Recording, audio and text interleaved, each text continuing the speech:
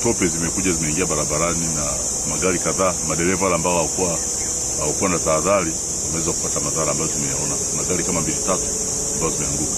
Kwa hiyo jeshi la polisi mkoa wa Morogoro tunataka kutoa tahadhari kwa madereva ambao wanatumia barabara hii, hasa kipindi hiki cha mvua, kwamba kipindi cha mvua wanapaswa kufuata sheria zote za barabara na kuchukua tahadhari mbalimbali, sababu mvua zinapokuwa zinanyesha huoni kwanza ulikuwa ni hafifu, lakini lolote linaweza katokea. Kama hili sasa maporomoko yametokea, barabara imeziba, lakini dereva sasa huyu yeye akawa amekuja tu bila kuchukua tahadhari. Nashuka hivi down, baada kusogea na hii down hapo tukakutana hapo na hilo likifusi hapo. Kwa hiyo dereva baada ya kujitetea kanyaga breki, basi naye akawa anapandisha hivi, kwa hiyo sema kujitetea ikawa hamna hapo.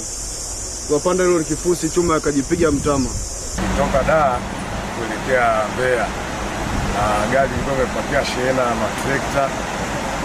Sasa wakati tumefika maeneo haya Yovi haya, kutokana na mvua na utelezi na nini, gari ikawa imeteleza. Baada ya kuteleza ikawa imegonga ukingo wa daraja. Ilipogonga ukingo wa daraja, tairi ikapasuka, gari ikavutwa kuelekea bondeni. Kama hivi unavyoona, hichi ni kitendo kama cha sekunde 3 au 5 mpaka hapa gari unavyoiona imefika.